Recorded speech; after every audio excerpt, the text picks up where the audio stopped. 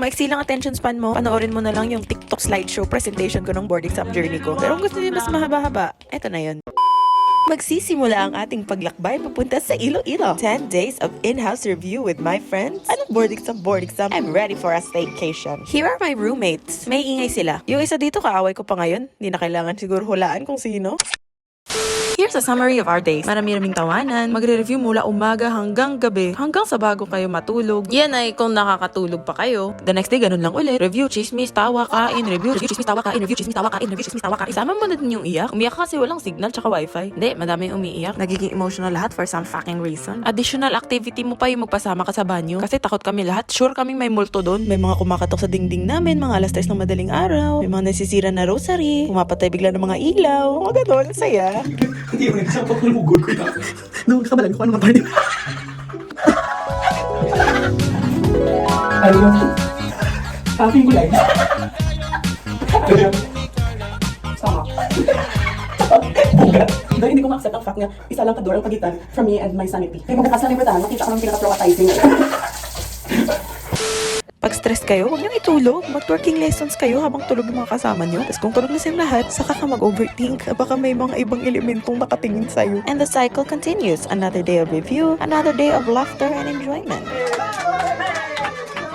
Pero unti-unti nabe-break na ang cycle. Nung naging 1 digit na lang yung countdown pa board exam, doon na nagbago ang lahat. Kung noon yung kwarto nyo puno ng mga tao, ngayon puno na ng mga reviewer.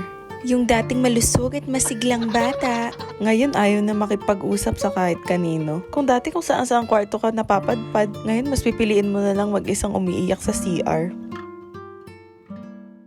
2 days before the board exam, sabi nila, bawal na daw mag-aral, wag na mag-aral. Never naman ako nakinig sa mga payo ng mga tao, pero ngayon talagang pinaniwalaan ko. So, nagbisita iglesia lang kami. And I don't know, hindi naman ako masyadong prayerful. So, I felt bad. Pag kunwari, mag-pray ako na, please, ipapasa mo ko ng board exam. Sabi ko na lang, please, pakinggan mo yung mga prayers nilang lahat. At ayan na, papalapit at papalapit na tayo sa boss fight. Ang board exam.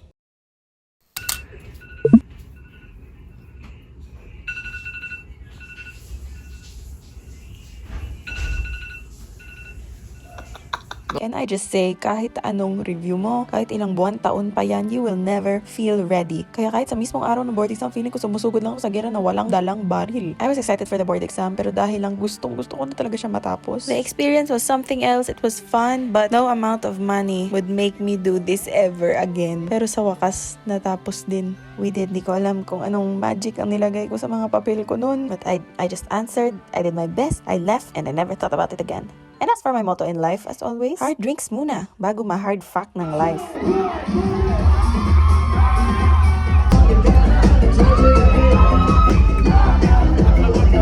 Puli, taday ho, tama na ni, hindi na matino ang aming pag-iisip, ano pag-ibing bidahon. Now we sit back and we wait.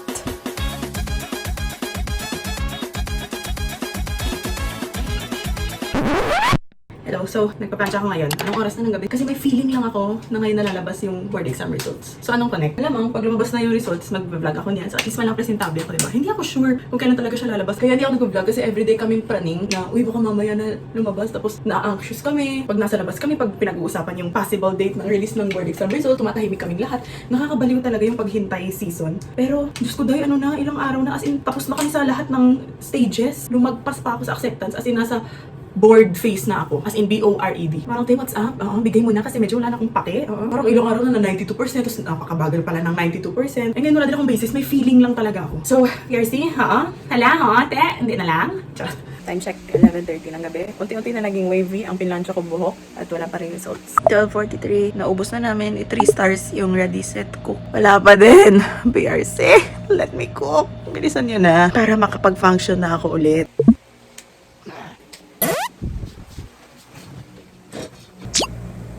Lipat ako nisang wait lang guys, papasok na ako. でもそんなんじゃダメもうそんなんじゃほら心は進化するよもっともっと May nakita ako sa TikTok, sabi niya, sa sobrang tagal daw na i-release yung result, uunahin niya na lang yung reaction video niya. So gagawin ko na lang din yun. Hindi naman sa confident ako, napapasa ako. Ilang days akong kinabahan, pero yun nga, sa sobrang tagal, nagiging delusional ka na parang, okay, oo, pasado na to. So meron ako mga songs na naka-line up na magpe-play sa utak ko pag nalaman ko nakapasa na ako ng board exam. So okay, kunwari, ayan na, na-release na yung results. Okay, go na ako sa site.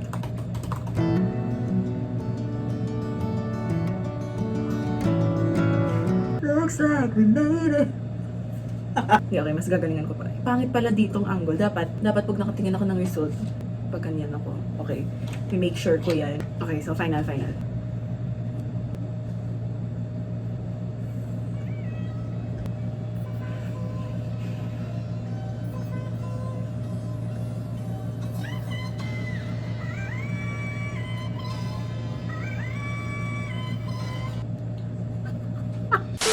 Tawa ka pa. Ayan tuloy, breakdown ka ng totoo. Sige, daan mo na lang sa games. 2:03 a.m.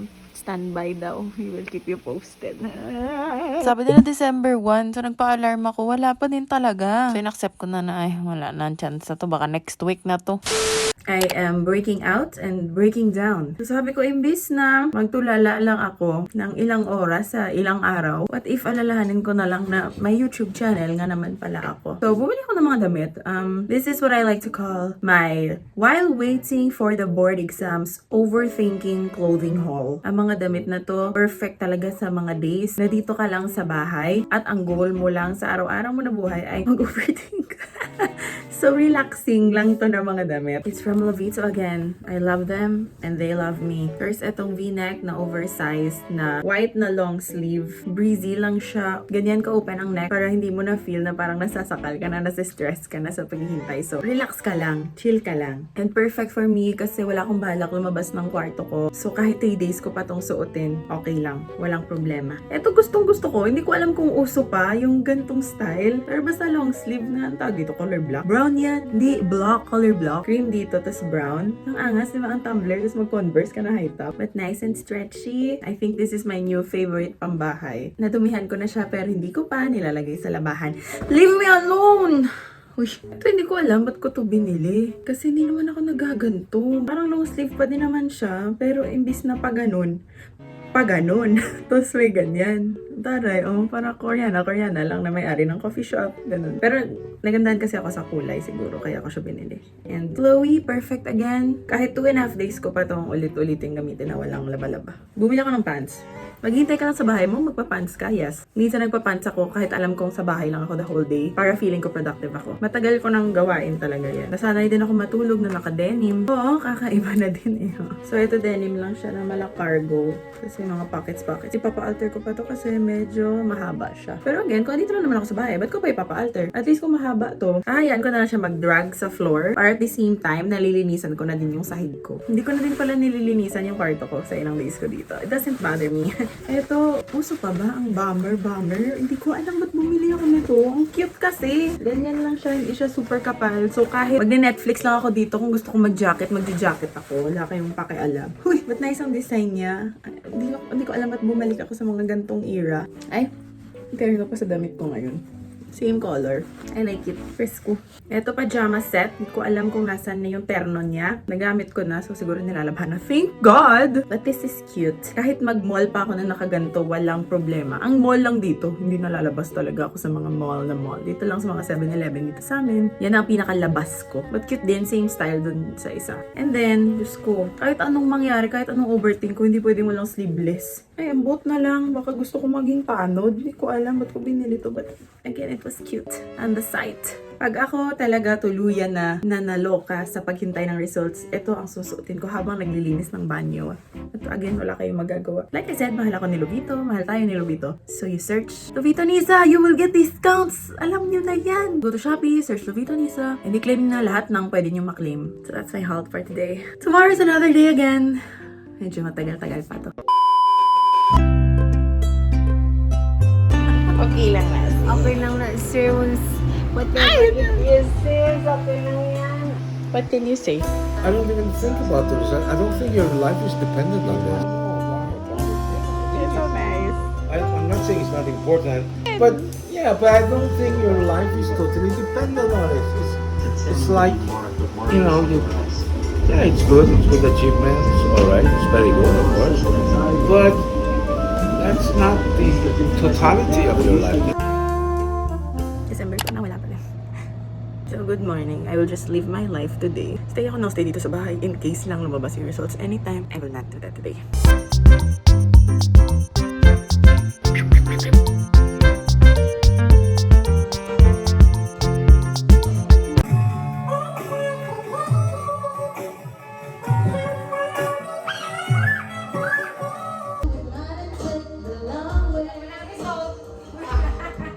Nabuang ng PRC, wala iyang one. I was a game he would play. Let me see what we want to say. Oh, coming back to me now. Nung aking hahanapin. Kung ako sa buhay, Ang ganda ng buhay. Mapabayaan mo kayang masaya. Mga gisaraw natin may halaga. Nandyan na daw. Hindi ko alam kung totoo. Kailan hindi ako nag-ready? Gago, grabe. Oo. Hindi naglo-load. Wait lang, naglalaro pa ako. Tapos bigla akong nag-chat. Tapos sabi ng friend ko, sabi ni Ian, gago, hindi na to prank. Sabi ko, ha? Hindi. Hala, kinakabahan ako. Hala, oo, totoo na to. Hala, hindi naglo-load. Hala, totoo. Ako, hindi ako nag-ready. Lalamig kamay ko. Hala, ako upo. Sabi ko pa sa friend ko. Sabi ko, gaga ka. Sabi niya, gaga ka rin. Hindi naglo-load. Ano ba? Ba't nagko-congrats na? Wala ba? Hindi ko pa ma-view. Wait lang. Ano ba ito nangyayari? Gusto ko manuntok. Sakay na, nagko-congrats na sila sa iba. Wala pa yun sa akin. Letter E pa lang. Okay, I will chill. Wala pang letter ko. Tapos, yung parang sa Google Drive, hindi siya ma-open. So, nagsasabi na puta, nakapasa, ganito, ganyan. Hindi ko makita yung link. Hindi nag-open sa akin. Bakit alam niyo? Anong nangyayari? I'm so lost. Nahanapin na lang daw ako ng friend ko. Ba't parang mas malala yun? Hindi ko na alam. Nagko-congrats na sila. Hindi puta! Hindi ko yakabukas ang linting ah.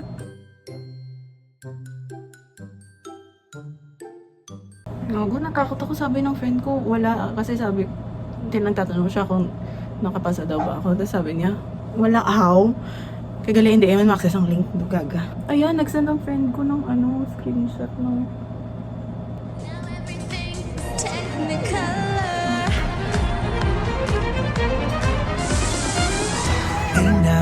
Hey now, this is what dreams are made. Nandiyan ako.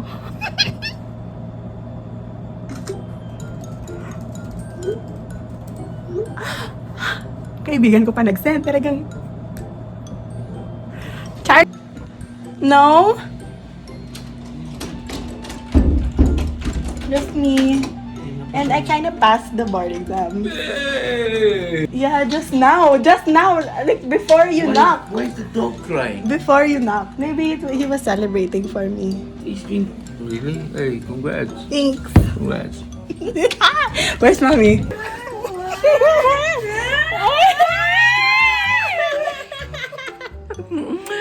Oh my God! I can go! I can fly! Oh, let's go! Kaya pala naiyak si Rosco din. Alam niya. Iyak siya. Gahibi si Rosco sa guwasang room. Why? I don't know. Maybe he was Kapalo siya. congratulating. No, he was hearing you. I said congratulations. Bago ko lang na-open, bago ko nakita ni Anissa. Tapos gulpihan ba yun, Anissa? Wala, nagsasalita ang TRC. Timing, hindi buksa ko different na. But you opened because you thought I knew. No! No? Amo nga, ema ko na timing.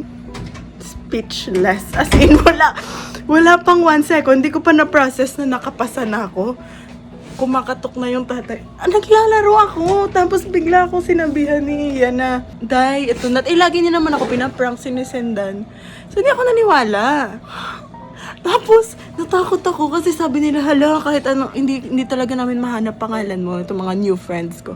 Sa Nuggets ba naman talaga sila naghanap? Malamang walang apelido na Nuggets, nalilitaw doon. But looks like we made it. Hala, hindi ko nagawa yung reaction ko.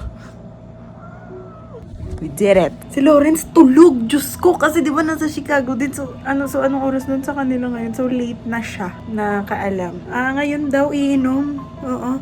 Ganun ang mga makapaghiwala. Looks like we made it. Nagkaraoke ako kanina, yun ang una ko kinanta, alala niyo?